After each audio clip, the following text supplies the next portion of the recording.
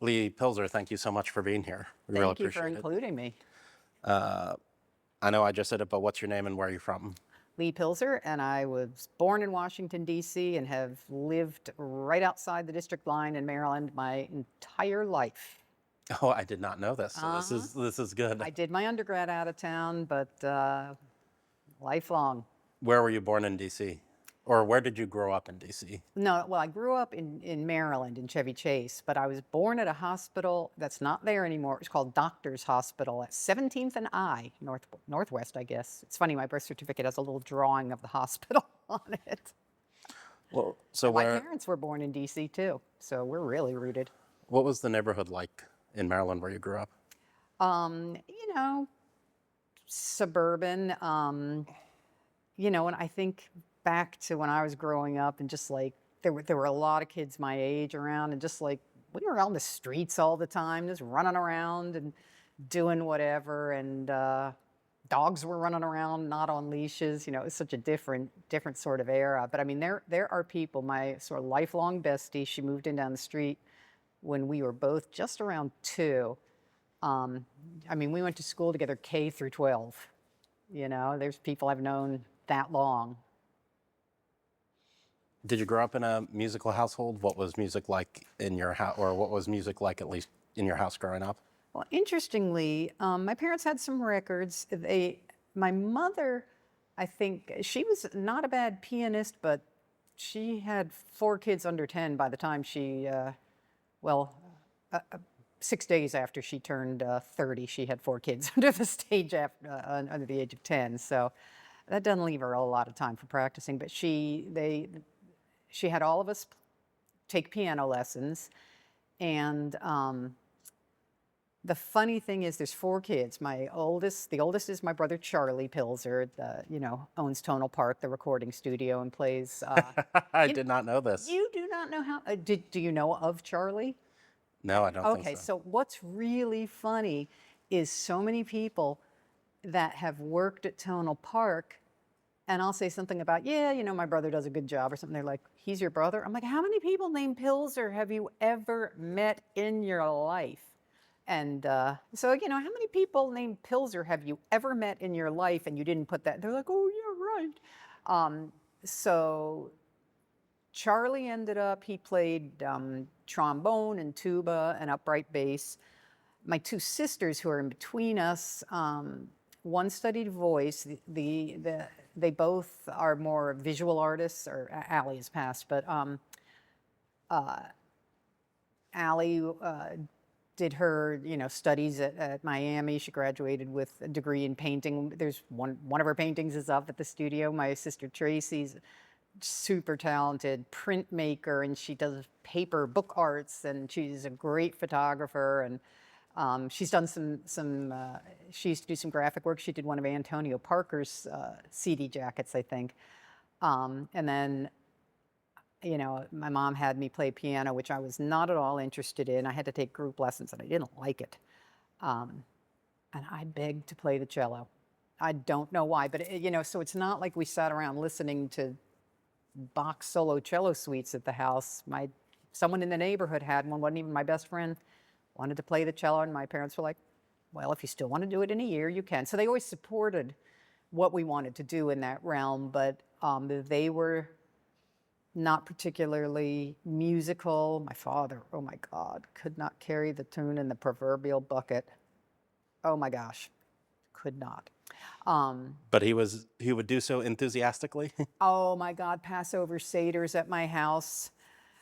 He and his brother braying Dianu like a couple of crazed, I don't know what, donkeys. It's a very treasured childhood memory. You have no idea. You have no idea. But and my mom, we would go. She liked dance, so we would go see ballets, and but not really concerts so much. So it's sort of funny that 2 of us ended up, in music for our lifelong passion and work. How do you think back and attribute to the fact that all 4 of you ended up as artists? Like, Well, I like to In a family that wasn't, it's not like the parents were kind of top down, big creative folks, as you mentioned. honestly, I like to call us downwardly mobile. My father was a lawyer, and he encouraged my mother. She was going to be a paralegal once, like I was in middle school, old enough to be, somewhat on my own. And she was going to be a paralegal. He said, no, if you're going to do it, get a law degree. So she went and got a law degree. So I like to just kind of laugh that the two lawyers, and then we're downwardly mobile. But, I think they were able to encourage us. We were very fortunate in that. I was able to have a cello and to be ferried about music, from music lessons and concerts and all that. And they were able to support that, even if it wasn't something they were involved in or understood so much. So when did you get the cello? So, so I started playing cello, I think, in fifth grade, and It's whatever. around 10. Huh? Yeah, 9 or 10. And so we would have rented one, and I eventually bought one.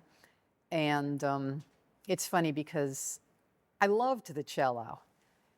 And at 18 or 17, if you'd asked me what I was going to do for my life, I'd say, well, I'm going to freelance as a cellist, and I'm going to teach music theory out of college. I was going to Montgomery College. I told you, Maryland, MoCo all the way. I was going to Montgomery College in Rockville and taking music theory, and discovered I really loved it and had an aptitude for it. So that's what I thought I was going to do. But then I happened to meet a gentleman named Bill Potts, who was working at Montgomery College as the recording engineer. But Bill was an arranger. He'd written for Woody Herman and Buddy Rich, and has a beautiful treatment of Porgy and Bess. And there were a little batch of us that he kind of took under his wing at the time: Chuck Red and Robert Red, Paul Langosh, myself. And we would go to his apartment, and he'd play music. And he took me to hear Count Basie. I Where mean, was Basie playing? I love it. So it was at, what's the name of the theater in Frederick? The Wine something. Oh my God, I can't believe I'm not remembering. Anyway, it was in Frederick.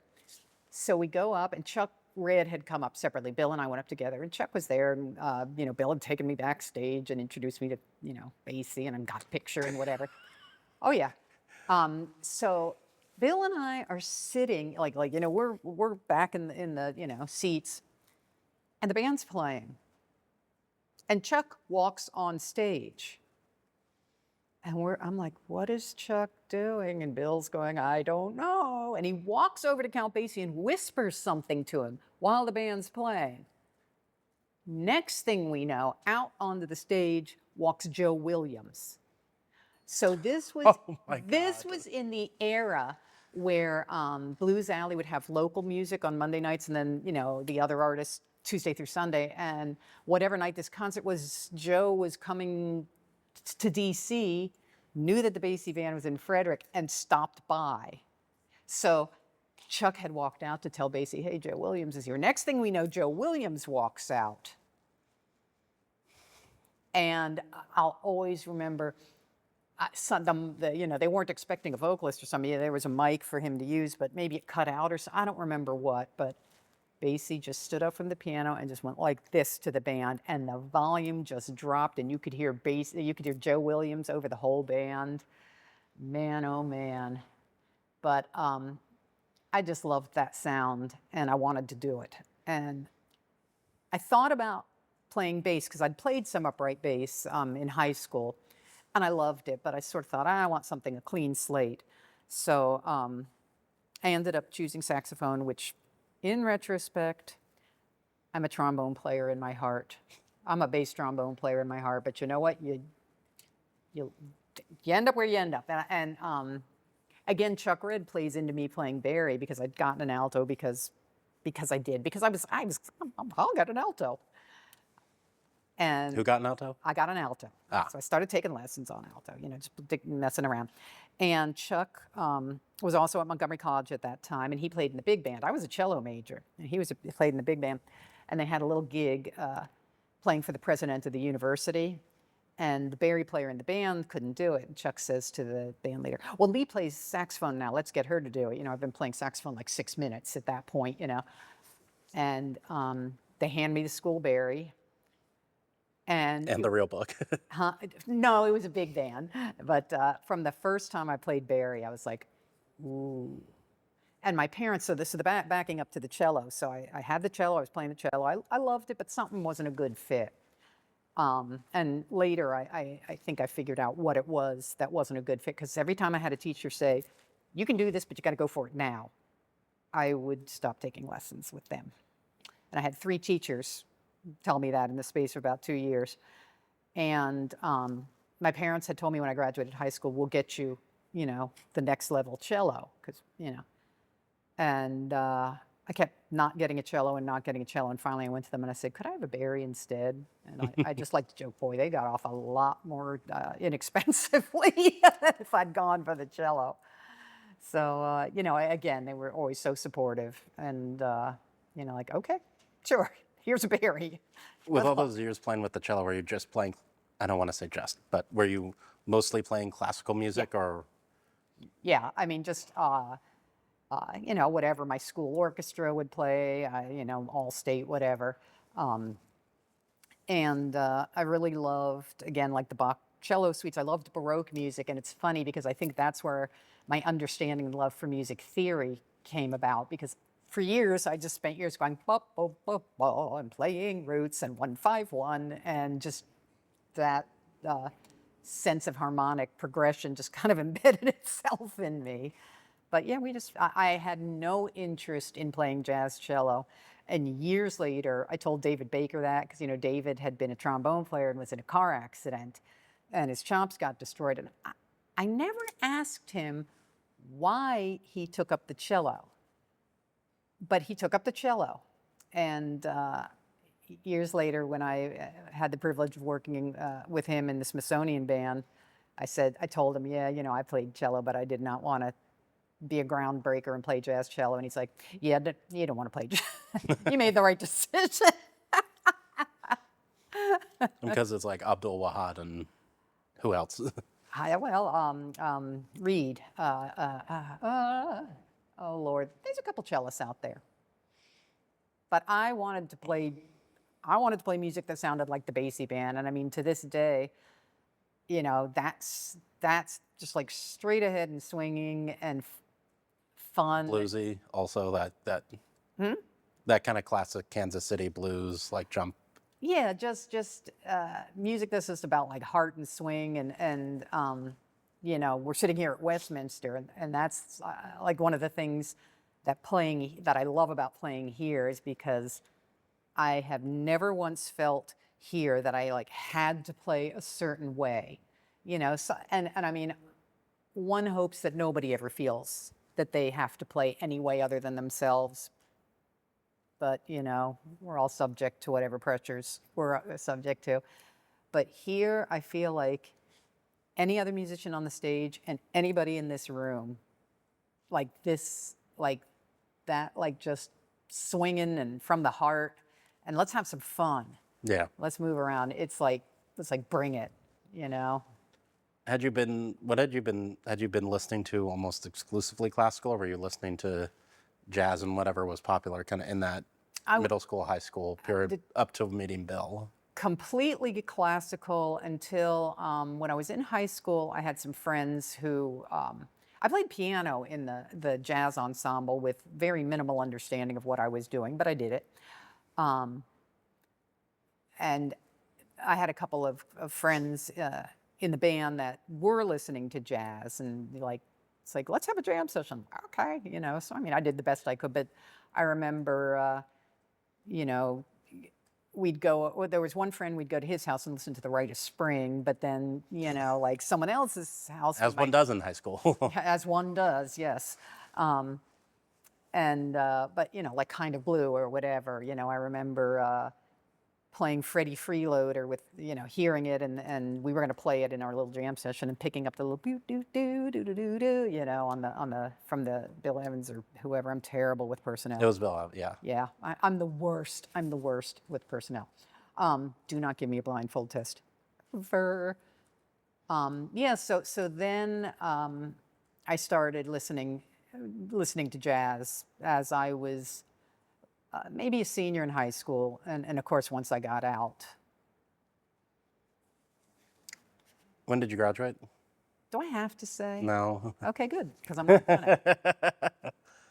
So were you doing your undergrad at Montgomery College, or where did you? No, I had no clue, and you know it's funny because the last 2 weekends I've been working with high school kids. I conducted Maryland All-State 2 weekends ago, and this just a couple days ago was up in Wisconsin at a festival that was middle school and high school kids, and I remember saying something to them about, you know, how many of you like know what you want to do in college, and you know, like 3 hands went up, and I had no clue. And you know, I went to BCC, and it's like the land of overachievers. And there's a very, you know, David Simon that wrote Homicide and the Wire and all that. There's a funny story about being in jazz ensemble with him that he reminded me of. He said, "We were in jazz ensemble together. You were so nice to me." I said, "In what way?" He says, "Oh, you can just turn and go, David, I think that's a C minor chord right there." I'm like, okay, I'm glad to hear that. So I kind of randomly chose a sleepaway college that I was in no way ready for. Which was? University of Arizona, because the weather was nice. And but over the summer had started meeting through my friends from high school, some of the musicians that were kind of gigging around in the area, and was staying out late and going to, I don't know, the One Step and Blues Alley and The One Step Down for. yeah, the One Step. Who were some of those musicians you were seeing? Oh my God. Oh, you know who I saw at the One Step? I saw Cedar Walton. That's one of the musical experiences of my lifetime. Yeah. Oh man, that was insane. I can't even remember. I can't remember. I don't know, but I do remember. I mean, that's like, I think that overshadows everything. I would go to just to like watch the Sunday sessions and stuff. Anyway, I managed to get good and sick with a case of mono. And so I moved all my stuff back from Arizona because the campus doctor was like, yeah, you're not going to school. And ended up at Montgomery College, which was totally the right place for me at the time. And I think people don't understand the value of community college for students. I'm not sure anybody's ready to go away or go do 4-year college out of high school. And the more I teach at University of Maryland, the more I'm convinced of that. So I don't even know if I was committed to a life in music at that point, but it was really all I was interested in pretty much ever. And so I took music theory, and I played in the orchestra, and I took music history, and you know, I was just kind of, so I was not aiming for an associate's degree because it's just a community college, so it's just 2 years. I was not aiming for any kind of a degree. I was just, you know, here I am, okay. And then Bill Kirshner, the writer, you know, who at the time was living in D.C., pulls me aside one day. He says, "What are you doing hanging around in Rockville, Maryland?" I'm like, "Well, I don't know. You should go to Eastman and study arranging." What? I don't even know. But I do remember looking at him and saying, "Bill, they are not going to take me at Eastman as a beginner saxophonist." He says, "Okay, then go to Berklee." And I went, "Okay." It's a really good thing I had some good mentors along the way. Left to my own devices, I don't even know. How did you meet Bill? How did you meet Bill? Okay, so at the time, there was this restaurant in Rockville, Maryland, right around the corner from Montgomery College, although I was actually still in high school. So there was a guy named Mike Crotty who was the arranger for the Airmen of Note at the time. And he had just what, you know, a rehearsal band, a kicks band. They would rehearse Sunday mornings at Catholic University and then play Monday nights just at this club. And my friends, Ron Horton, trumpet player, I went to, you know, middle school and high school with him. He knew Bill from doing summer jazz camp at MC. So he's like, "You should come hear this band." And I had Monday night orchestra rehearsals, like, you know, youth orchestra, whatever it was. So I would, after my orchestra rehearsal, I'd drive over to Rockville, and I'd take my cello into the club with me, because you don't leave your instrument in the car, and listen to the music. And I think that's how I got to meet, again, both, Chuck and Robert Red, and through my friend Ron, I met Bill.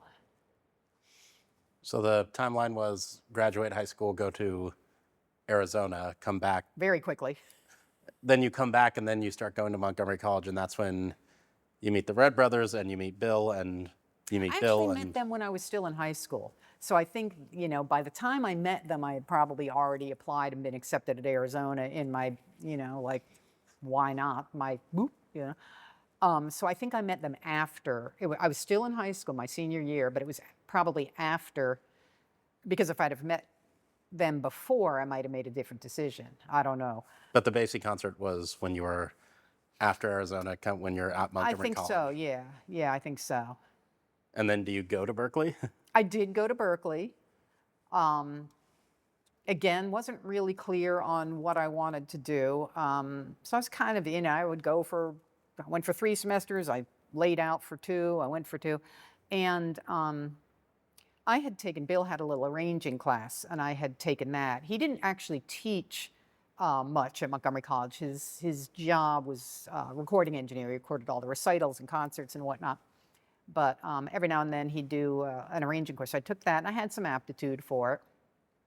And by the time I went to Berklee, they would do testing when you came in to see what level theory or ear training or anything you would go to.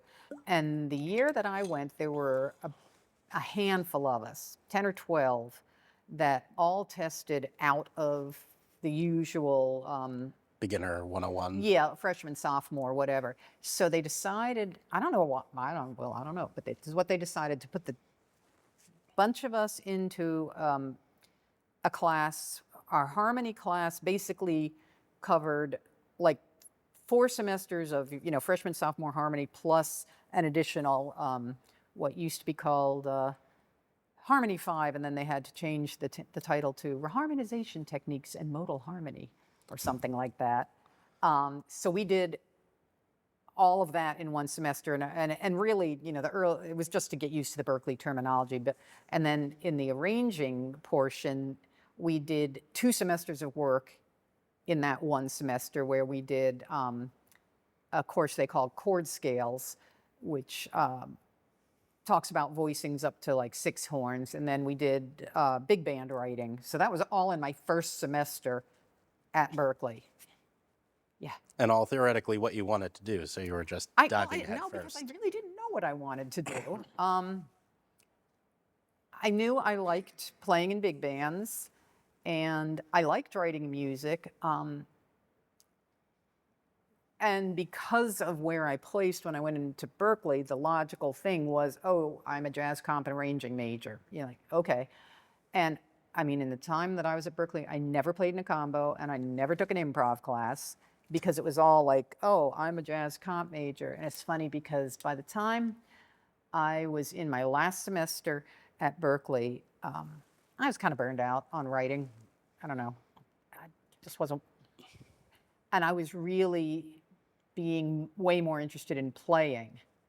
And I remember you had to do what they call a directed study. So like a one-on-one seminar kind of thing with a professor. And I can't believe I'm saying all this stuff. This is what happens when you do an overnight drive to Chicago and sleep for 2 hours in a rental car. You come in and you'll say anything. But I chose Greg Hopkins for my directed study teacher, because I thought, Greg's not going to be on me to write a ton of stuff. And in fact, he did not. I mean, I did not turn out chart after chart after chart working with him. And by the time that I was ramping up at Berklee, they had started a commercial arranging program. And I think why I wasn't feeling the jazz comp thing is, I'm not somebody who, takes 3 notes and turns them into a 12-minute long piece that's not necessarily based in a song form, or, it's just kind of a free, through composed kind of an event. And that's, where things have been trending, had started trending there. And I think I just, I was an arranger and wrote very much in the Basie style. My, originals were very much in that style. And I felt, yeah, my thing is like a little more commercial, and maybe that's where I should have, but at this point I was, too far gone in the jazz comp arranging thing. And I said to Greg, yeah, I'm in the wrong major thinking I should be in commercial. And Greg says, yeah, you are. And I said, well, what do you mean by that? He says, well, you're a player. I was like, huh, well, look at that. Look at that. Yeah, so I was one of the few that actually graduated from Berklee. I actually did. What was the distinction between, say, jazz comp and commercial? I don't even know, because I never looked, a commercial was probably like, pop and film scores and stuff I had no interest in. So it's just as well that I did not do that, because I don't care about that. I was going to say, but being at Berklee, being around writers and players of your own age, what did that do for you in terms of developing any kind of interest in, furthering playing or getting away from writing? Well, the thing is, by the time, and this was interesting to me, so by the time I went to Berklee, I'd been out of high school for 2 years. And again, I had been really fortunate that I had gotten some opportunities to sit in with some bands and to actually maybe do some gigging. So I had been playing like with this big band. I'd been doing some stuff. And I went to Berklee, and I'm, first year, but I'm 2 years older than, people coming in with me. And they had like never played a gig or anything. And I'm like, well, how do you know you want to do this? Like, this is weird to me. I don't understand it, So, and because I wasn't particularly on a degree path, once my parents stopped they were never hardcore, you got to get your degree, you got to get to your degree, but I know they wanted me to. And sort of once I'm like, I don't need a degree to play music. I can play music without a degree. And once they're like, yeah, you're probably right. Then of course I'm like, but you know what, I might as well finish. So I got the degree. But, I was, again, like, I know I did 3 semesters in a row, and then I took off for 2 semesters. And when I was not at Berklee for a semester or 2, I'd be gigging, Here in DC. Yeah, so like big bands. There was an R&B band that I was playing with, just stuff. So, and again, it was sort of interesting because lots of the people I was in school with, this was all still sort of a hypothetical event for them. I would like to do music, but I am not currently doing it. Kind of, yeah, other than being in school. Yeah. Yeah. Where in DC, in the DC area, were you playing in? Like, were you playing with like the Red Brothers or other musicians? Yeah. Well, so one of the opportunities that I got, there was a fellow who you probably don't remember, named Bob Israel, who for quite a long time booked Blues Alley. And he had formed a big band when he was like in high school, maybe. And he had gone to Towson and knew a lot of musicians there. And the band was called the Washington Jazz Battalion. And their motto was Save the Whale, W-A-I-L. Yes. Fantastic. Yes. Pretty epic, actually. And then it became the Blues Alley Big Band. And so, again, just through some people that I'd met, saxophonists John Butler and Marie Hamel, parents of Charlie Hamel, the bass player. Charlie was not yet on the scene at that time. Their roommate played in Bob's band, and one of them was subbing for the roommate, and one of them was subbing for someone else, and then one of them had to sub. Anyway, they recommended me to Bob to sub in. And Leigh, she's a dynamite reader. And again, I'd been playing saxophone 6 minutes. I could read music though. There was that. And Bob would get little gigs. I don't know. there was a place like at 21st and M. Artie's After Dark. We'd play out in the patio, and I feel like the patio was awash in beer by the end of the night. And he would get private gigs here and there, like, and it was different. There was more going on in town. Conventions would come in and they'd have a big band. They'd bring in an artist to, perform. I remember playing with Lou Rawls for like some convention of something or other, so there was sort of more stuff around to do like that in that era. Can I ask what that era was? No. Do you want to know why you Yes. cannot ask? Because I feel like I have so much more to do. And I also feel like, because I kind of got a late start, I'm, several years behind. And I just feel like if I start thinking about how long ago or my age or whatnot, then it's like, well, what am I thinking? So I get it. and you know what else? America's a youth-centered culture, and jazz is a youth-centered culture, except, and yeah, I'm going to go here. So there's a place in jazz for young lions and young lionesses, and there's a place for elder statesmen. We don't really have any kind of a model for elder stateswomen. So, except historical figures, Mary Lou Williams and Mary Hartland and Vi Red and Melba Liston, Lillian Hardin Armstrong. So I feel like... and even then, kind of barely. Yeah. So I feel like, I read a book that was talking about like women over whatever age are like largely invisible, and we should all become like CIA spies because we're invisible, So I feel like society is not ready, and I'm not ready. So, and I know my colleagues and I, women my age, we're good role models for the younger ones. It's like, oh, you can do this, But again, if I start thinking about sort of the longevity and the, years, it's like, what am I thinking? So, like pretty much everything else in my life, I'm not going to think about it. At least it's consistent. Yes, we are who we are. What do you do after graduating from Berklee?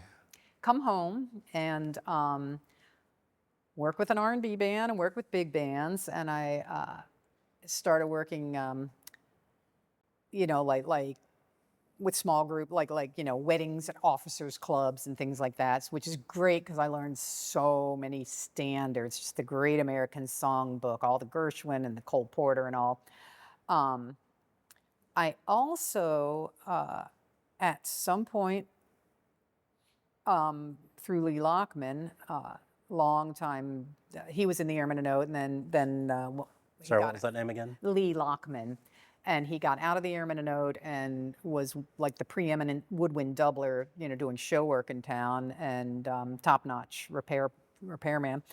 And Lee recommended me to the National Symphony for when they had Pops concerts and needed saxophones. So my very first gig with the National Symphony, I was still in my 20s, was with Mel Torme, and he brought his own rhythm section down. It was Donny Osborne and Lenhart, and was it Ralph Sharon on piano maybe?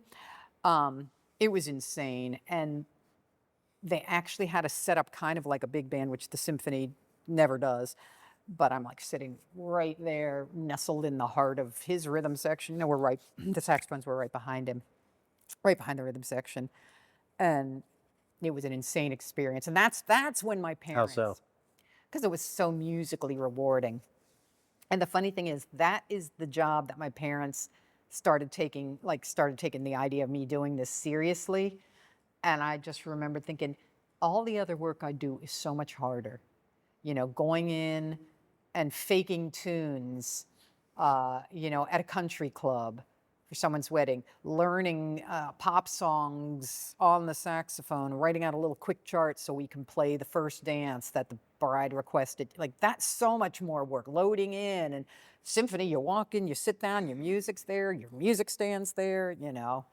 And I'm like, this is so much easier than everything else I do. But it was electrifying. That was a great concert. I mean, my dad doesn't really get what I do until one day in 2019. I'm like, oh, I'm interviewing Herbie Hancock this week. And he's like, oh.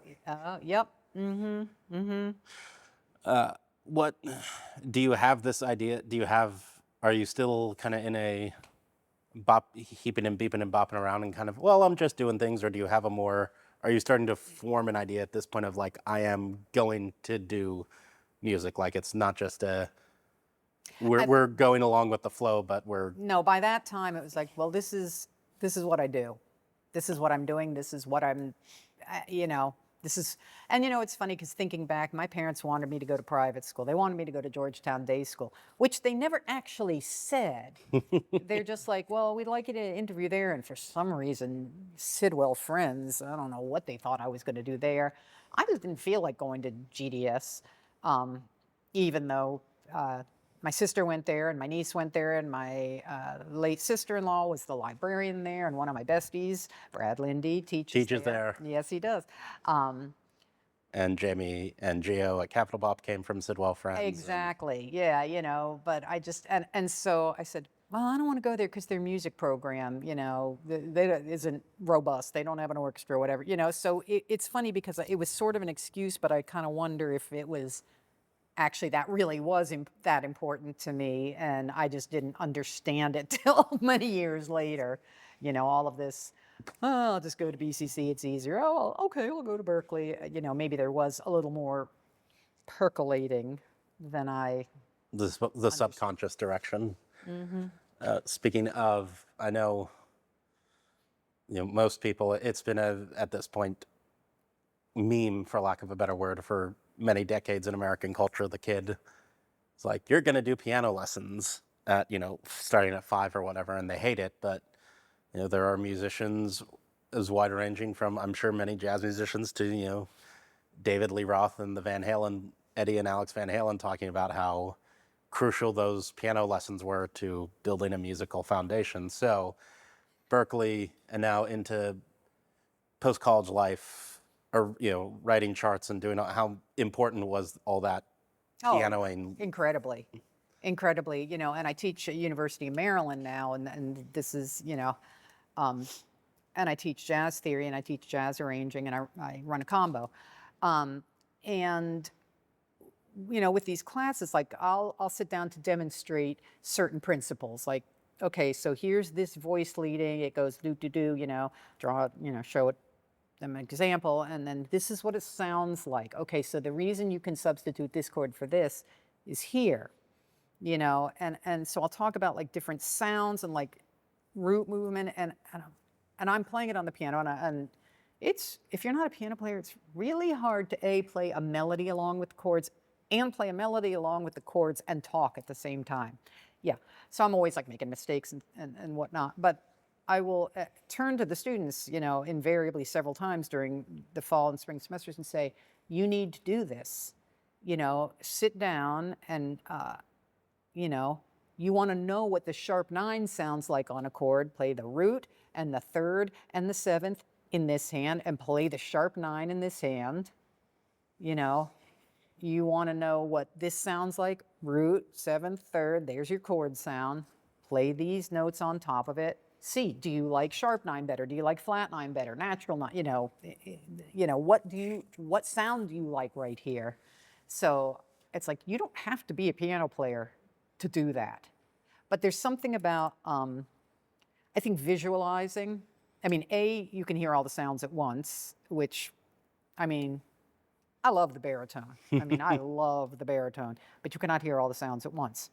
You can hear it all, and I think sort of the visual, because, you know, certainly on guitar you could do something similar, but I just feel like sitting there and it's really, I think it's super helpful. And it feels like the way music is kind of written now, whether you're, for the most part, whether it's jazz or, I mean, I'm sure the Beatles were writing at a piano because it was easy for them to do that too, to visualize in that way too. And it's interesting because so at Berklee, I learned a lot of technique, like craft of writing. So you want this sound, use this voicing, or here's a category of voicings, they sound like this, and this is what I teach my students. And what I love about it is like, look, I'm trying to make your writing more efficient. You need to get something done. Oh, I can do this, I can do this, I can do this. I know what the resulting texture is going to be, And then if you want to mess around on your own time and learn some, figure out some different sounds, do it. But especially at the beginning, you could spend so much time just like, what do I do? What do I do? And so I had actually, especially once computers came around, had very much gotten away from writing at the piano. And because I knew, I knew at this And point. Ableton came around. Oh, no, don't even. I do not able, nor do I ton. No, my DAW skills and all that are I don't do Ableton. But I'm talking about just notation. Yeah. And because I knew this is going to get me this sound, I'd just be like, click, click, click. Here's the thing. Listen, use playback to hear for wrong notes. Okay, I'm done. And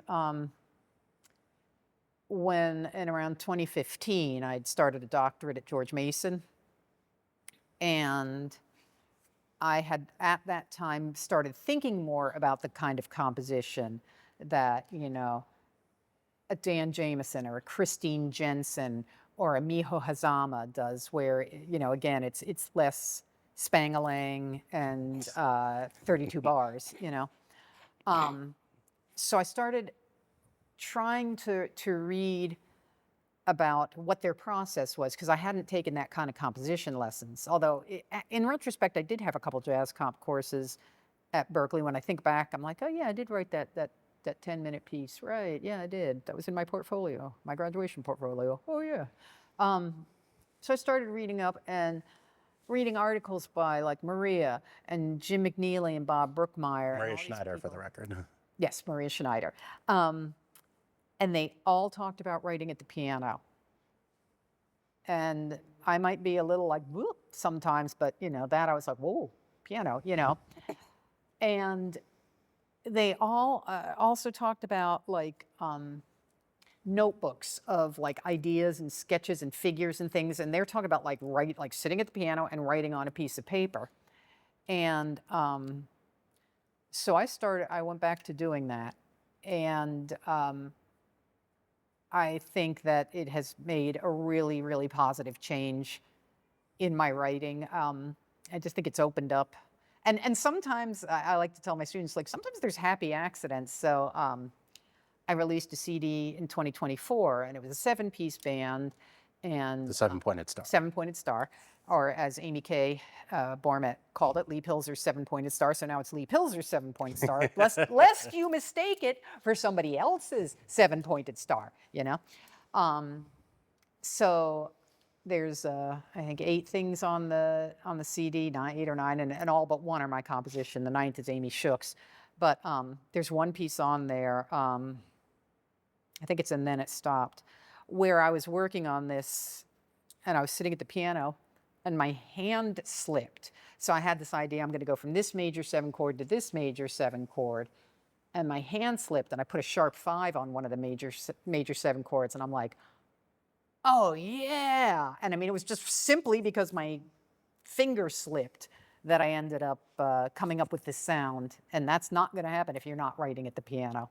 I mean, in how many interviews does Herbie tell that famous story about excuse me. How many interviews does Herbie tell that story? He's playing with Miles that night and famously like play something wrong. And he's like, oh no. And then Miles plays something right after that makes it right. Like Yeah. the kind of, and Wayne Shorter being like, there are no mistakes.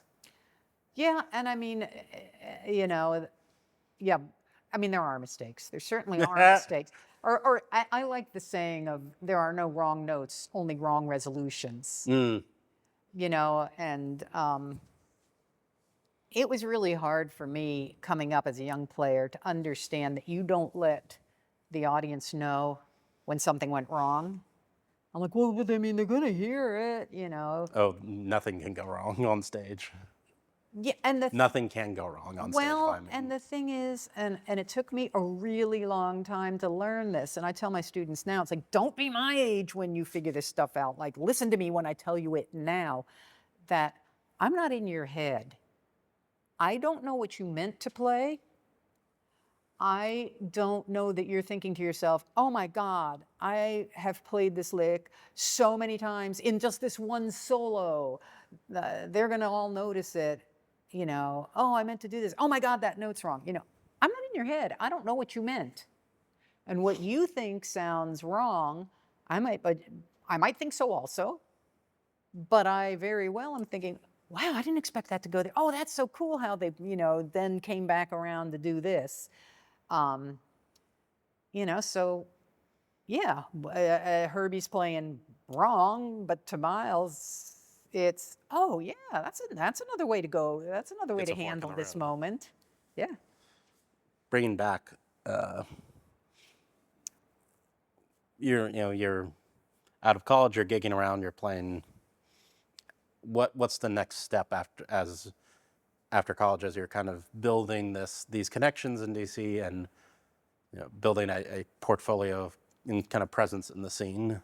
Well, the next moment came along. I had been thinking that I was very sort of stagnant in my skills as a saxophonist. You know, I had kind of gone so far at Berklee, and I hadn't studied since I got home. And, you know, I was doing what I was doing, but I was like, I really need to be a better saxophonist than I am. I want to be a better saxophonist. And it so happened that University of Maryland was starting the master's degree in jazz studies. So, and I knew Chris Vidala from gigging around town. So he's like, why don't you come over to Maryland and do your master's? Okay. And I mean, you know, Maryland now, if you apply to Maryland, it's like, I think your application's due like November 1st, maybe December 1st. You know, I think I came and did my quote audition in like May or April to come in September, and, you know. So I went to grad school and, you know, as a jazz studies major, and I had an assistantship. And it was interesting because, you know, because grad school had kind of come up so much all of a sudden, you know, you start booking gigs months in advance. So all of a sudden there I am with a calendar full of gigs. And because I had an assistantship, I had to go full time. And I had graduate assistant duties, and I was trying to cram like 3 or 4 or 10 lives into one. There wasn't room. So what started happening during that time was people would call, oh, can you do this? Can you go play, you know, for this cocktail reception for the, I don't know, numismatist club. I don't even know where that came from, because they might be kind of interesting. But anyway, I'm back. You know, someone would call about something that, yeah, it would make me some money. It wasn't going to, and I wasn't necessarily committed to, I must make art at all times. But it was like, I have, you know, like my job right now is to be a grad student. They're paying me to be a grad student. And do I really need to do this? Other than the little bit of money it's going to bring in, what's it going to do for me? And I started saying no to stuff. And I mean, boy, that first time you say no to something that you could do because you're not working that night, but you opt to stay home and practice or work on a paper or a piece or whatever instead, it's scary. It is really scary. But, you know, the funny thing is, over the years, as I began doing that, it sort of left space open for other things to come in, and things that meant more to me. And it's not like, I don't ever want to make it sound like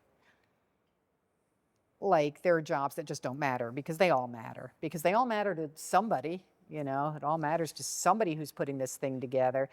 And there's always something, challenge yourself to play the best you can, always. So it's not like no gig, like there is no gig that doesn't matter, you know.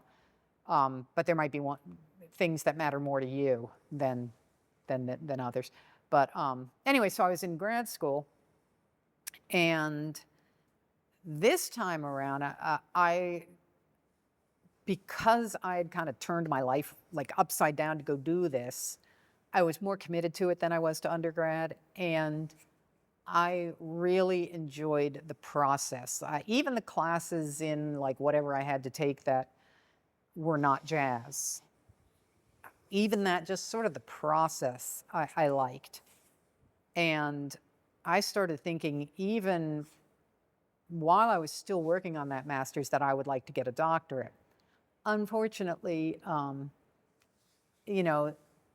getting a doctorate in jazz studies, graduating with a master's in jazz studies doesn't really qualify you for any other programs than jazz studies. And, there are universities and colleges that offer doctorates in jazz studies, but there were none in Washington, D.C. at the time. And, my whole family's here. My parents, I'm married. My husband's in the Navy Band Commodores. We're not moving, we are not moving.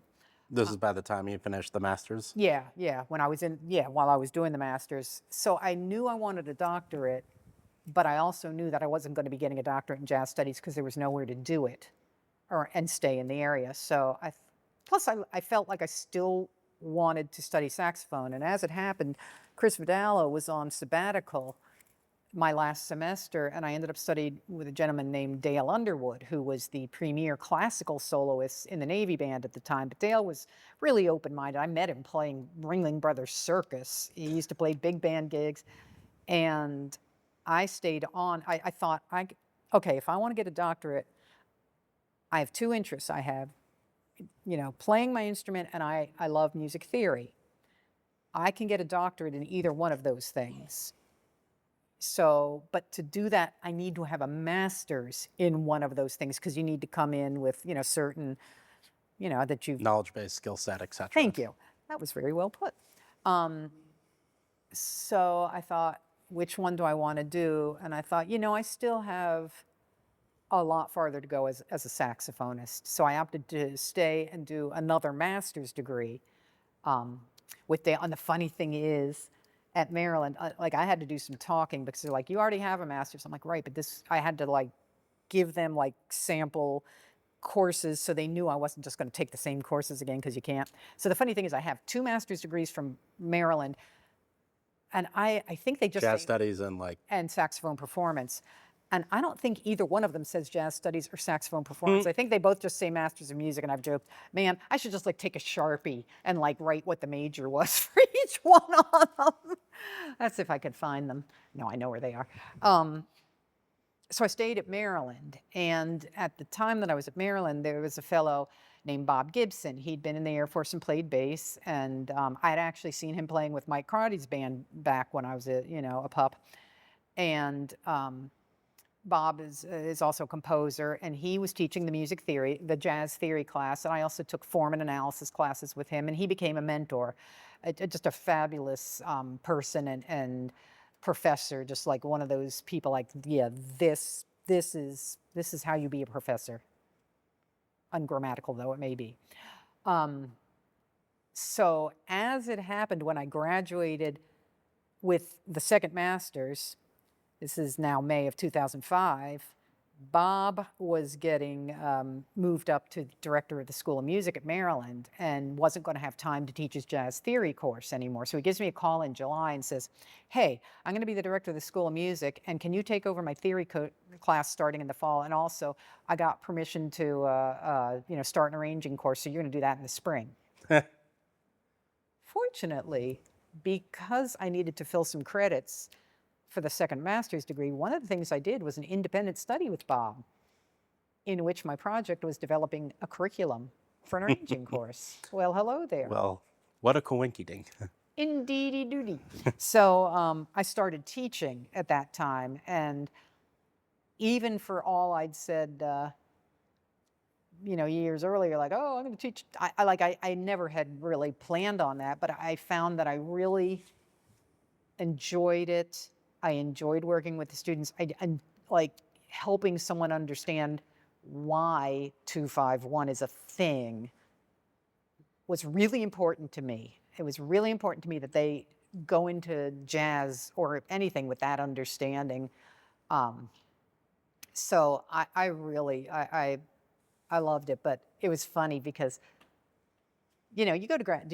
I don't know if you went to anyway. I have not, and Okay. tried to avoid it like the plague, frankly. Yeah. So the thing about grad school is you have to do a lot of presentations, and I'm always like, why are we wasting? Okay, so there's 10 people in this class, and 3 of us are giving presentations each class time. So here's like 3 days of class that we're not actually learning anything. We're just watching our classmates present. Like, why?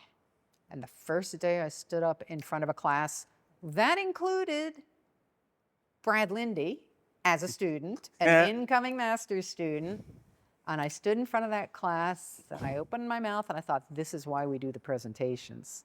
So we know how to stand in front of a group of people and talk about what we know.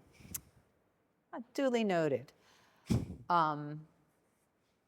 So I did that for 6 years and really loved it. But by the 6th year,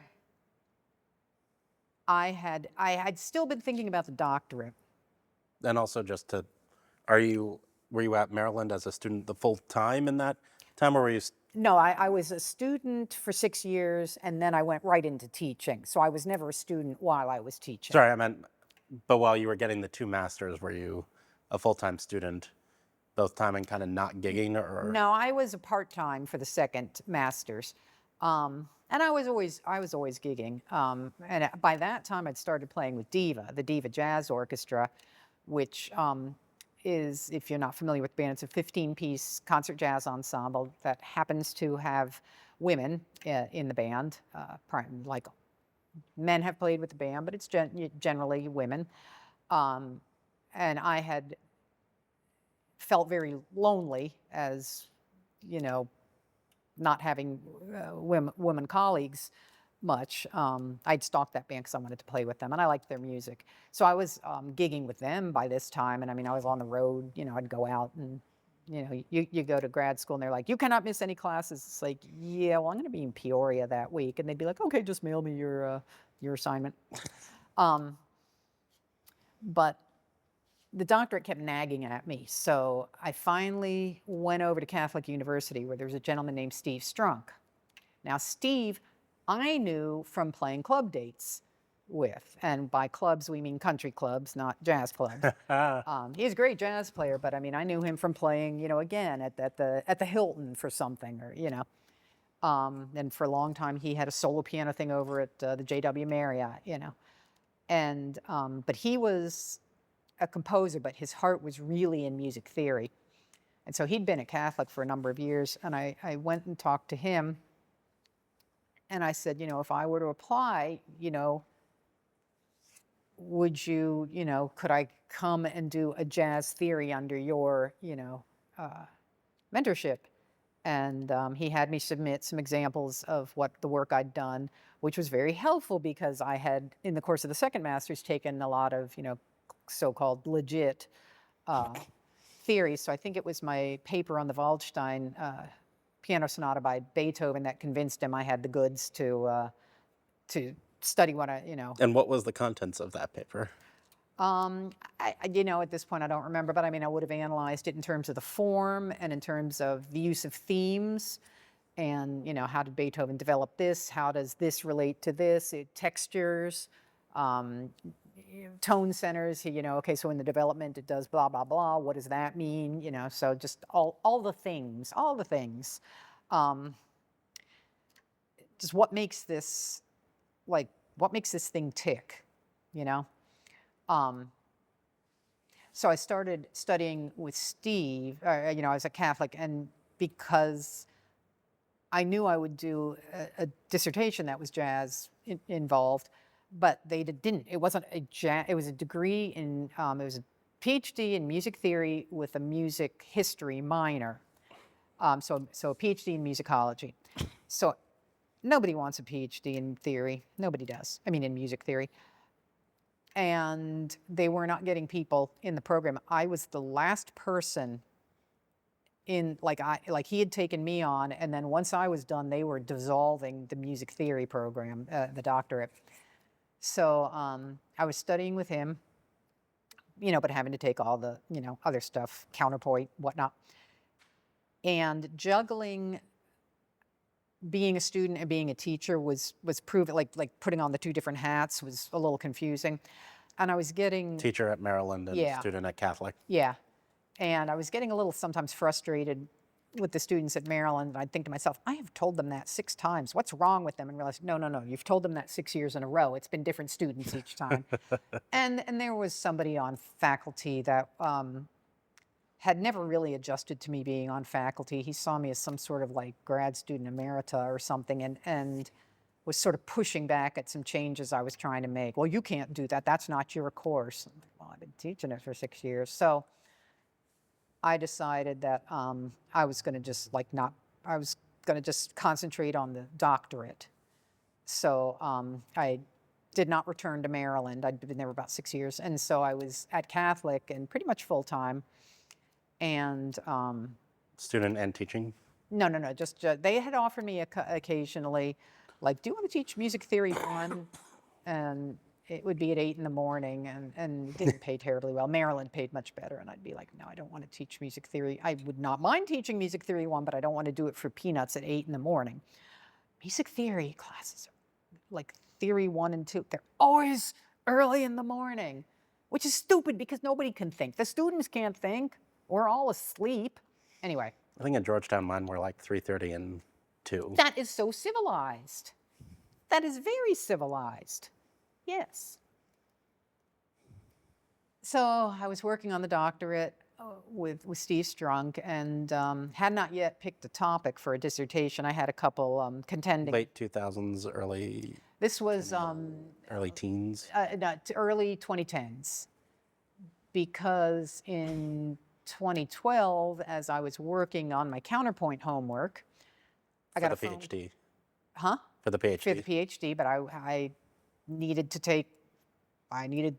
to know how to do counterpoint, because I did, because that was part of the course requirements. And that's the thing, once you get older, you realize, oh, I chose to do this. And if I'm not that interested in 16th century counterpoint, but it's one of the things I have to do for this thing that I want to do, that I've chosen to do, well, I'm just going to do it. A lot less of that than when you're in an undergrad. It's like, why do I have to take history of Western civilization? I don't care about the history of Western civilization, Like... Once you have opted in, it's... it gets easier to understand that the older you get, and the more focused you get. Anyway, I got a phone call that Steve had died suddenly. He'd had a heart attack at the gym the night before. And nobody knows what to do in that situation. I'm the last person ever going to get this degree at Catholic. The only person at Catholic who's interested in jazz and knows anything about it has just died. What are you going to do with me? Now, they, I think, were contractually obligated to have seen me through the process, but I might have had to shift gears and write a paper on, like, Samuel Barber or something, and I did not want to do a dissertation on Samuel Barber. Somebody may have been able to work with me on a jazz topic, but it was really, I had no clarity on who was going to be my advisor, like what was going to happen. At the same time, my sister had had a recurrence of some cancer, and was not going to be having more treatment and was not going to survive.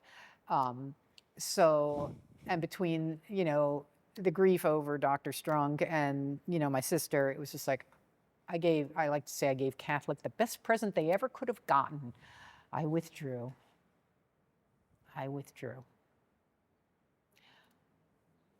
Having taken that digression, there was something I was saying quite a while ago about, so that was 2012. So you were asking when that was, 2012. Yeah, and I was wondering, how are you, I mean, as you said you were gigging, are you as you're getting the second master's, and as time is going on, who are you playing with in the city? What more are you doing to gig around? Who are you playing with? How are you of as you're studying saxophone from a practical academic perspective, what are you doing around the city as you're kind of building the skill set? I'm in the gigging world. Still a lot of the same kind of stuff I'd been doing, big bands, this and that. A friend of mine had a funk band in Baltimore. But one important thing happened in this time, and that's that Amy K. Bormet started the Washington Women in Jazz Festival. So she started in 2011. Yeah. So this is while I was still teaching at Maryland and studying with Dr. Strunk. And, I love section playing. My heart is I love section playing, which is a skill and an art that nobody cares about anymore. I mean, and what is section playing for those of us who might not be familiar with? So if you look at, for instance, a larger ensemble, you'll see more than one person playing a particular instrument. So for instance, in a big band, a typical formation is 4 trumpets, 4 trombones, 3 or 4 trombones, and 5 saxophones. So that's the trumpet section, the trombone section, the saxophone section. Collectively, they're the horn section. So as a member of the saxophone section, I have responsibility to not just be off in Leigh land playing things any old way that I feel like, I have a responsibility to be interpreting the music in front of me accurately and to following the lead player or being the lead player, which has happened, locking in with them with their intonation, with their volume, with their phrasing, supporting but not overpowering. Especially on Barry, a lot of times I'm playing with the trombone section, so I need to know that and adjust because it's not, the lead trombone player's not going to play the same way the lead alto player. It's a different instrument. And different tonalities. Yeah, sometimes it's me and the bass player, and I've got to try to hear, the bass player in a big band is usually in the next zip code, but I got to try to coordinate with them. Barry players like here, the bass players Indeed, here. Indeed, yeah. So, and a lot of the young players now, there's so much emphasis on improvisation. But remember, I hadn't come from that, being a soloist. I was a writer, which is all about how does the ensemble sound. And coming from Basie, which is a Basie. very ensemble. Yeah. Yeah, I mean, again, Basie band. Basie walks out and goes like this, and the entire band goes down a bunch of decibels, like one organism, So, I'd always just kind of been happily tucked into, a band, or if I were playing, said cocktail reception or wedding, I was not the band leader, so I was the ultimate sideman. But then Amy Bormet calls me and she says, okay, so I'm starting this thing and I've got Wednesdays in March, and what I want to do is I'm going to have you and Jessica Boykin-Settles, who I had not met at that point. You're going to come and you're each going to curate, there's going to be 2 sets, and each of you is going to lead. Is that Bohemian Caverns, right? No, this was at Twins. Oh, Twins. This was Twins. She says, so you're each going to lead a set where you're going to do some tunes that you've picked, for your own. And then each of you is going to be part of the other set and perform on that. And that's what we're going to do. Okay. But, and I had actually been playing, I'm leaving something important out. So I had been starting. I was going to say, did you meet Amy through the Bohemian Caverns Jazz Orchestra? I think I met Amy at a concert at Northern Virginia Community College that Herb Smith put together. I think that's where I first met her and I don't remember when that was, the 2000s sometime, maybe 2000. Well, you know what, I could imagine it because Jen Krupa was pregnant with her first, I think at the time, probably 2006 or 7 or something. I can't do math. No, her kid isn't that old. I don't know, but I think that's where I met Amy Kay. It all becomes very blurry.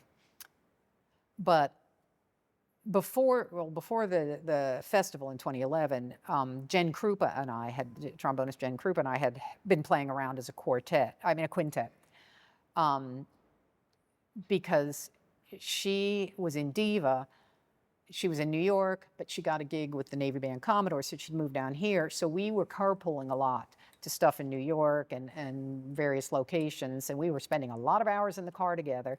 And the more we talked, the more we played together. I felt like we really were coming from the same place musically, and I was feeling at that time, as I told you, you can sometimes feel a lot of pressure to play a certain way, and I had fallen into that trap for a number of years, and I felt that as a bari player, I wasn't necessarily viewed. At this point, I'd become way more interested in improvising, expressing myself, having my own voice, and I felt like, the bari players in big bands just don't get as many solos as the other chairs, and I felt like I wasn't taken seriously. Funnily enough, the single person who probably didn't take me seriously enough was me, but there you go. But I said to Jen, we were driving up the highway, and I said, so listen, I have this idea. Think about it. You don't have to let me know right now. Just think about it. But I feel like we're coming from the same place, and I'd really like to do something with you where we put together a group and play the music we want to play. But I didn't even finish the sentence. She goes, yes. So Jen and I started playing at the original Twins and the new Twins, 219. Both now closed. Yeah. We played at Blues Alley. But even then, I was scared to be out as the leader. I was only comfortable with Jen as a co-leader. And then her life became a little more complicated because she was having a family. And Amy Kay calls me and okay. And that was sort of the first time that it was okay, I'm standing up here as the leader. And it was it was new to me. It was, how many people do we see out here? They're still in undergrad. They're leading gigs around town. My students, it's man, I never saw myself doing that. I mean, I'm sure Amy, as a student of Davy Yarborough, was doing it in high school. Yeah. I wasn't. So Amy Kay turned me into a band leader. She did it, So at the time of the second masters, we've got the quintet. I'm doing whatever. 2011 comes the festival. 2012, I leave Maryland. I leave Catholic, and again, 2014. I was playing at Arena Stage with a small version, a 9-piece version of Diva with the tap dancer, singer, actor Maurice Hines and the Manzari brothers, John and Leo Manzaris. They grew up right next to Arena Stage tap dancers, fabulous dancers.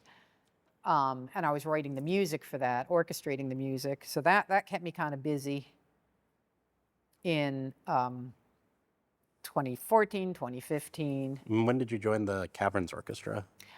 I don't remember. I was subbing in because I had Monday night commitments at Maryland. There was Monday night band rehearsal, so I could only sub in on spring break or over the summer.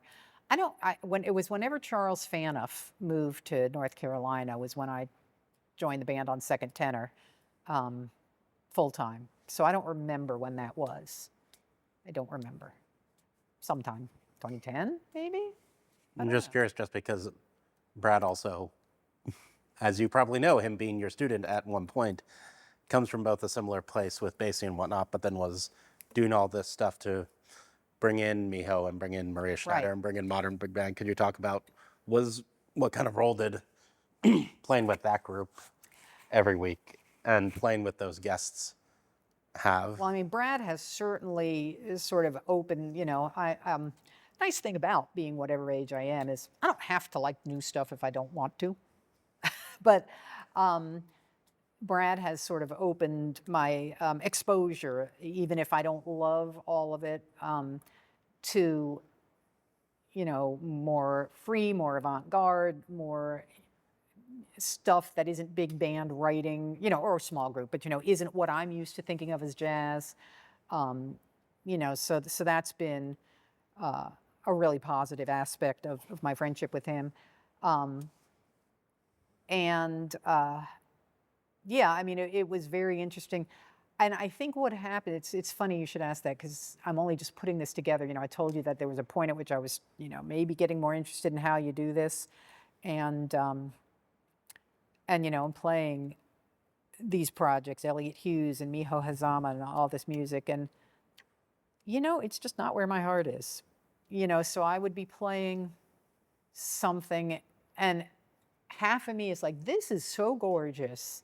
This is so like absolutely creatively fabulous and gorgeous. While the other half of me is like, but what does it have to do with jazz or a big band? You know, it's funny because I always thought, why does Maria Schneider have a big band? Like, to me, part of the joy of a big band is the power, you know, and her harnessing of a big band's power is different than the way Count Basie or Duke Ellington or Thad Jones would harness that power. And so I never understood why that was her voice till I read an article in which she talked about being a writer and needing, you know, you need to have someone play your music.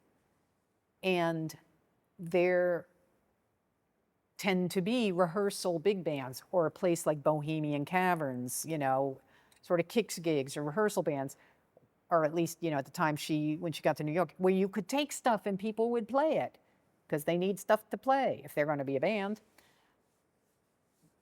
You know, so like for me, my 7-piece group, the horn section is trumpet, alto, so far so good, trombone, and bari. You know, how many groups out there are trumpet, alto, tenor, trombone? Bunches. But, you know, 4-horn ensembles aren't that common, and certainly not one with my instrumentation. So I'm not writing any music and taking it into someone else to read. So that clarified for me why Maria Schneider wrote for big band, because there were big bands that she could take her stuff to. But yeah, so some of the stuff that I listened to, I'm like, what is this? This is gorgeous, but what does it have to do with big band and jazz? And in the middle is like, is this really like moving me? The phrase I usually use is this music making me go, ooh? Like, ooh. You know, if it doesn't make me go, ooh. So I have tremendous respect for those It can writers. intellectually move you, but not necessarily emotionally. Yeah, they don't. It often does not move me emotionally. And you know what? It's also hard when you're playing it, when you're in the thick of it, and some of it is so. That's the other thing, is a lot of it is very complex, and just navigating it, just navigating the lines and the time signatures and the independent entrances and all. It's just like takes so much attention that it's just like you're in the weeds in your own part and don't have a sense of the whole, you know. So it's just funny. Cindy Elliott, bassist Cindy Elliott, and I used to go up to New York to hear Maria Schneider's band on Monday nights at Visiones, and we'd always sit like way up close to the band. And again, it's like I appreciated it. I always felt like just the minute it started romping, that's when like she'd pull the plug on that section and cue the next one. And I'm like, but I liked it, but and one night we couldn't sit up front, we sat in the back, and I heard the whole blend of it in a different way. I was farther back and it all, you know, blended together, and I'm like, oh, that makes way more sense. But when you're in the midst of playing something, it's really hard to get a sense of the whole. But since I would sometimes feel like this just isn't where I live musically, the impetus to listen to an entire side of somebody's music. Again, how much more time do I have? And if I want to listen to Blues and Haas's Flat again versus make myself listen to something because I think I should, which one am I going to pick? you know? Blue and Haas's flat. Yeah, and I mean, I've paid my dues, I think, that I can make that choice. You know, it's an educated opinion, and, you know, Blues and Haas's flat is the best. Where Snooky cracks the note and comes in early. Yeah. Hi, I'm back. I'm back. Just We were in had a referee for a moment. I had a moment. What balance do you think you have found between being a teacher and being a working musician? I feel good about it. I feel, and I've talked to some of the admin at Maryland about this. I feel part of what I bring to Maryland and my students are my experiences as a sideman, as a band leader, as someone on the road. You know, so for instance, you know, I had to kind of lean on my students a little bit last week. I'm like, you need to tighten, you know, you keep doing this mistake. You need to tighten it up because I am your client. In here, I'm your client. I've asked you to write this for me.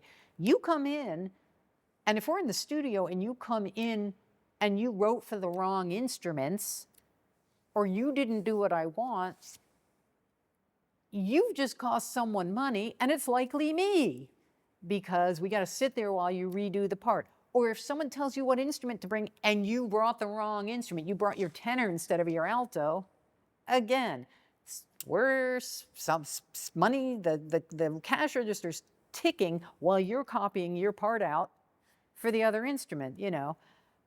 So I feel like the experiences that I've had as a band leader, as in the studio, on the road, I can bring that in and tell my students, look, this is real life. This is how it works. You know, so I feel like the performing that I've done makes me a better teacher. And, you know, and I'm able to tell them things. One of the things that I tell my students is, look, you can write a piece of music, like, because I'm always on them about making their music really legible. And they just want to, you know, they want to just, like, they're like, what? And I'm like, look, you can bring in a piece of music that's fabulous. And if people can't read your music, if it's laid out badly, because, you know, now most people use computers, but, you know, some people still write by, if your handwriting's bad, or if your layout's bad, or your notation, your rhythmic notation is wonky, like, then they have to spend their time figuring out your music, and you're showing them, oh, well, my time as a writer is so much more valuable than yours because I don't have time to make your parts the way they need to be. And it's frustrating. You bring in something, maybe it's not the greatest piece of music in the world, but it's good enough, and they can sit down and play it right away. They've made music right away, and they feel really good about themselves. And they feel really good about you because you made them feel really good about themselves. You know?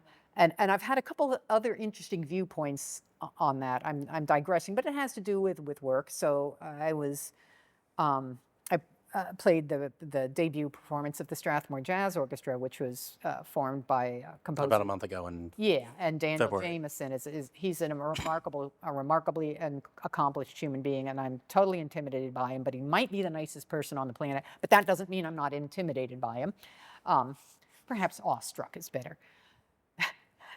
Daniel's viewpoint on the part prep thing was, you know, if you do what you can to make everything look as good as possible, people are going to be more forgiving when there is a mistake, rather than, oh my God, another mistake. It's going to be one mistake, they're going to let it ride.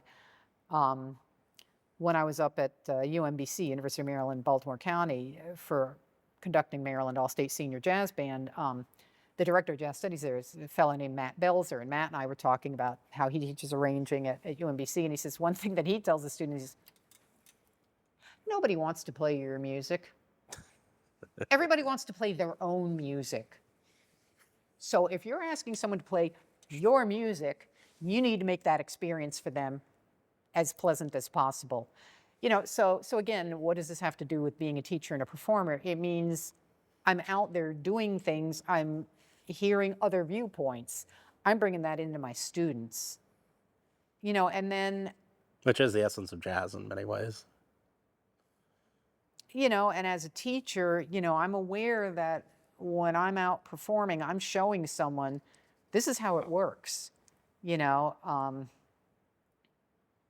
this is like students can look up and see somebody who's playing and doing, doing the best they can and hopefully looks like they're having a good time. I told the students at Allstate, I said, you cannot have resting jazz face on the bandstand. And they're like, what? I said, it's usually known by another term.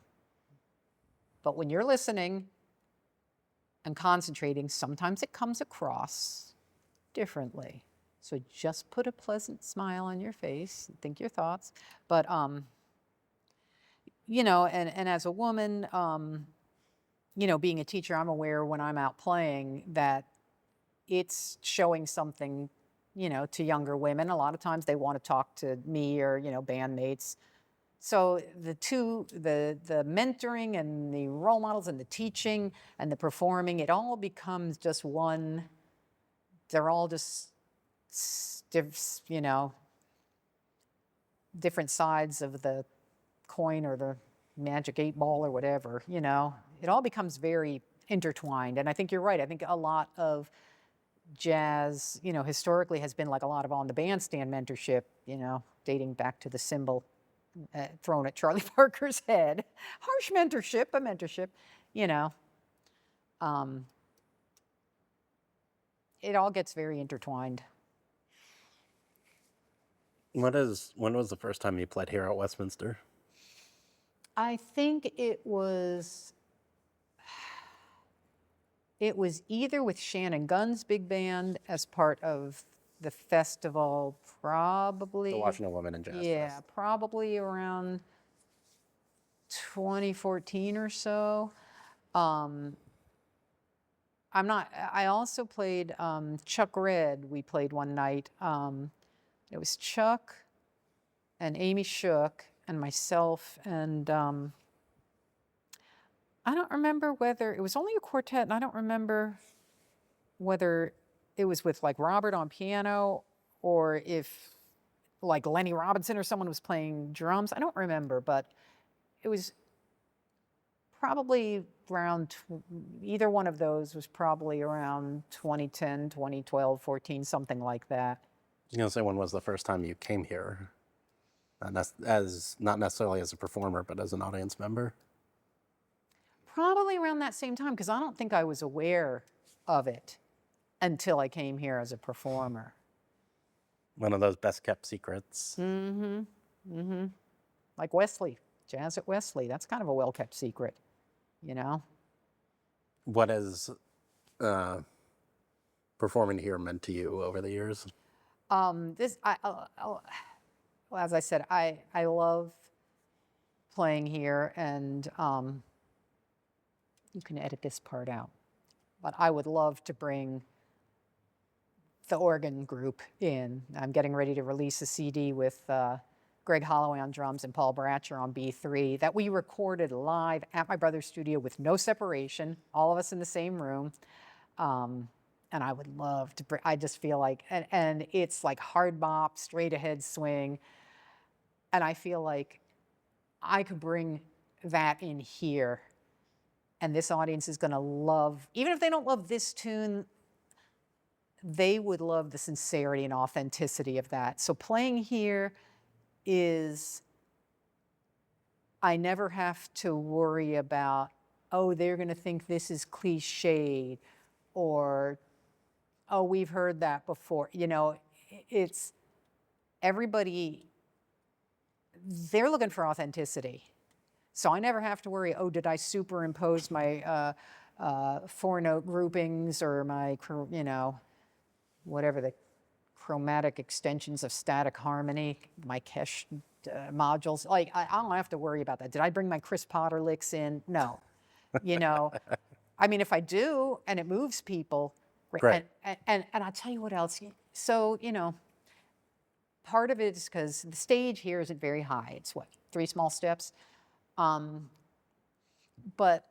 there's so much less of a remove between the performers and the audience, where even something like Blues Alley, where I am often close enough to somebody at a table that I can just like reach and get their French fries if I wanted, like during the set. It still feels like a very, as an audience member, Yeah. exclusively there, it still feels like a very You don't rigid feel like connection. you're part of it. I feel like we're all just like we're all having a party, and just I happen to be up here doing this part of the party, and your part of the party is being out there. But I feel like we're in it together. You know, there's not that separation, and I love that the audience will express appreciation during the piece. They're not just sitting and waiting till it's over and then politely applauding, which is a really weird thing. So I'm going to digress here. Amy Shook and I have talked about this. When we all came back out to the world after COVID, audiences changed. And I think it's because people forgot they're not watching people on a screen anymore. So you'd be like performing live, and the audience would just be like, and like they wouldn't be applauding. But that's never an issue here. Like the audience will yell, they'll hoot, they'll holler, they'll get up, they'll dance, they let you know when you've moved them, when you've reached them. And, you know, like what's the point of playing if it's not to connect, you know, here, but also out there, you know? So I like that that the audiences here let you know that you've reached them and connected with them, you know, and that they're open to whatever I bring as long as I mean it. Is that environment both past tense and active tense rare? I'm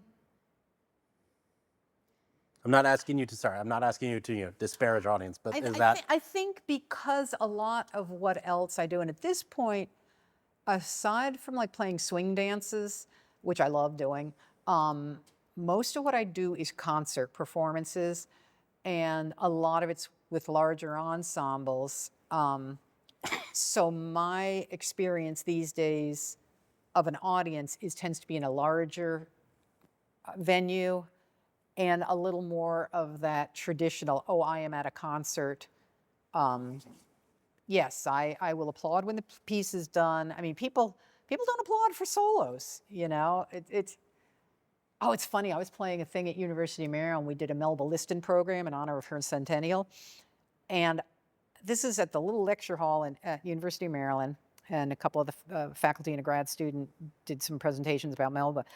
And I had to tell the little student stage crew, I'm like, leave the doors open. People can come in the middle of a tune. You know, they can come and go. It's okay, you know. So I don't know that it's rare that audiences feel as much a part of the thing as they do here. But the work that I do, it's less common. And I think certain venues are more open to that than others. You know, and maybe because this is sort of a cross between, you know, playing at Blues Alley and everybody's eating and drinking and the waitresses are, you know, interrupting and there's the blenders going and all. I mean, there's food here, and it's also, the food's really good. Let us be clear about that. The food is really good. The food is really good. Yes, we cannot forget that. And I love that they have the screen downstairs. So when you go down to get your food, you don't have to miss out on the music because it's there being shown on the screen. It's cool. So this is sort of blurs the lines between like a restaurant or club gig and a concert, maybe concert hall. I don't know. It's kind of special though. You know, it's just, maybe it is uncommon. Maybe the vibe here really is uncommon, and it's not just that I don't encounter it so often. I don't know. That's a really good question. What do you think? I think so. I think it is you know, everyone we talk to, it is a special place, certainly in DC, for all of those reasons we kind of talk about. It feels like family, but in a good way.